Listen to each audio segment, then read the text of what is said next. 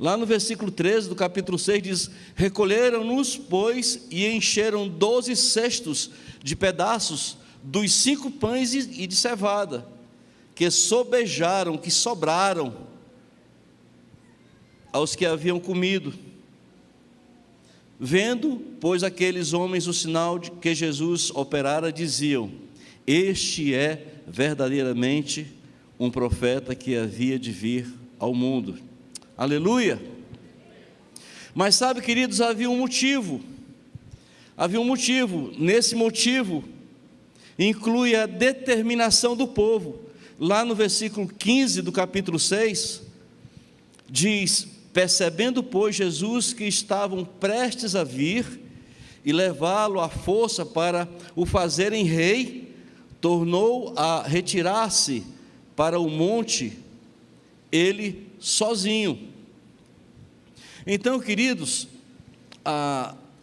havia um desespero no povo. Havia um desespero. Isso é o profetinha. Começa assim. Havia um desespero no povo.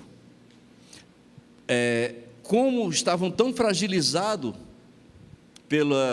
principalmente pelos romanos, e sabendo agora que Jesus era o rei dos judeus, então eles, pensando em termos políticos, queria que Jesus assumisse o trono e acabasse com o sofrimento do povo, o sofrimento social do povo.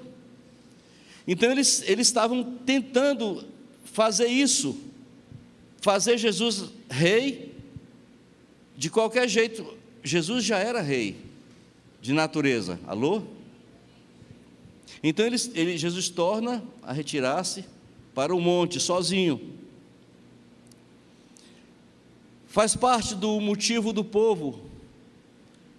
Lá no versículo 26 do capítulo 6, respondeu-lhes Jesus: em verdade, vos digo que me buscais, não porque viste sinais, mas porque comeste do pão e vos saciastes. Então, queridos, nós sabemos que está em Jesus o poder de fazer, de efetuar, o poder de criar, o poder de realizar, o poder de gerar milagres. Alô? Mas sabe, queridos, essa não é a coisa principal. Essa não é a coisa principal. A coisa principal é o que Jesus quer de fato é a adoração do seu povo.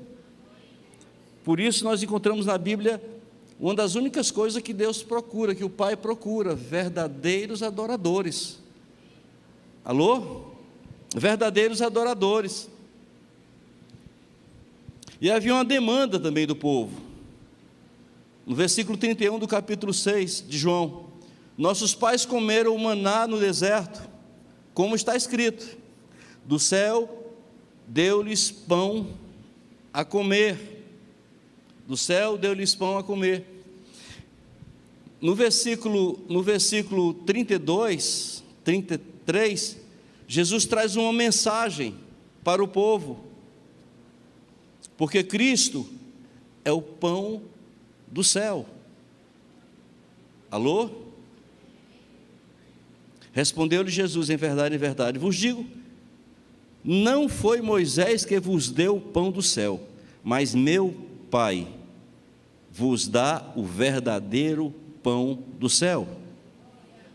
Porque o pão de Deus é aquele que desceu do céu e dá vida ao mundo. Quem foi que desceu do céu e deu vida ao mundo?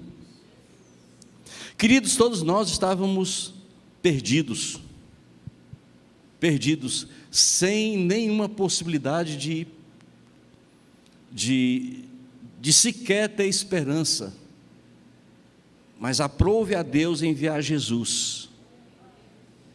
Aprove a Deus enviar Jesus, e assim Jesus, como sendo o pão vivo que desceu do céu. Aleluia. Então ele traz essa mensagem. Em João 6, 47 e 48, ele diz: em verdade, vos digo, aquele que crê tem a vida eterna. Eu sou o pão da vida. No versículo 51 diz: eu sou o pão vivo que desceu do céu. Se alguém comer deste pão, viverá para sempre. E o pão que eu darei pela vida do mundo é a minha carne.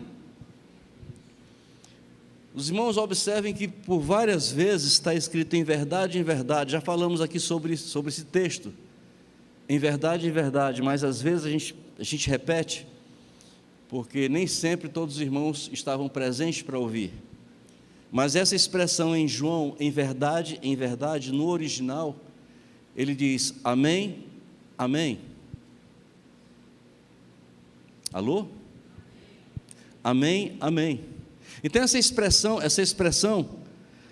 que no original em vez de em verdade, ele declara amém, amém, vos digo.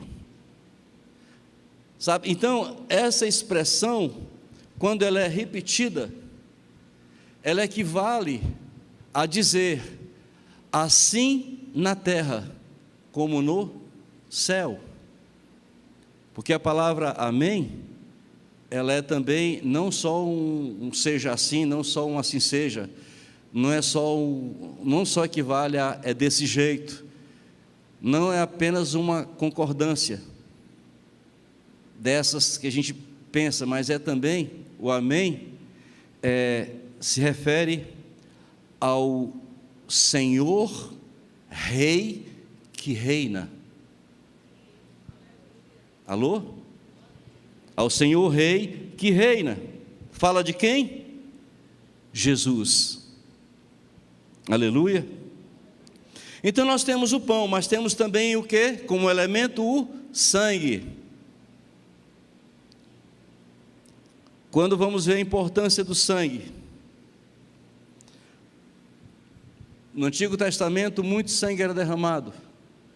Muito sangue era derramado porque era a forma do povo se redimir, mas vivia sempre matando o animal, porque quando o animal era morto, pagava os pecados, supostamente pagava os pecados que havia praticado até ali, mas dali para frente já começava a pecar de novo, porque a natureza do homem é assim, a natureza do homem é pecaminosa. Então ele pagava e já ficava. É tão interessante, queridos, que quando você vai para Jó, na tentativa de amenizar a questão dos filhos, ele fazia sacrifício por antecedência. Jó queria pagar por antecedência, ele sacrificava pelo que provavelmente os filhos iriam praticar. Então Jó fazia isso. Mas sabe, queridos, o pecado permanece no povo, mas para isso o sangue, quando falamos em sangue, o sangue teria que ser sangue inocente. Amém? Mateus 27:4 diz, Judas ele faz a declaração: pequei traindo o sangue inocente. Mas o sangue também não é só inocente, ele é precioso. Em 1 Pedro 1,19 diz: mas com precioso sangue, como de um cordeiro sem defeito e sem mácula, o sangue de Cristo. Mas o sangue não é só inocente, não é só precioso, ele é real. Ele é real, ele não é real porque existe, ele é real porque é de rei. E é claro que existe. Em Hebreus 10:29 diz: de quanto maior castigo cuidais vós, será julgado merecedor aquele que pisar o Filho de Deus e tiver por profano o sangue do pacto, eita Deus, com que foi santificado, e ultrajar ao Espírito da graça. Então o sangue também é real.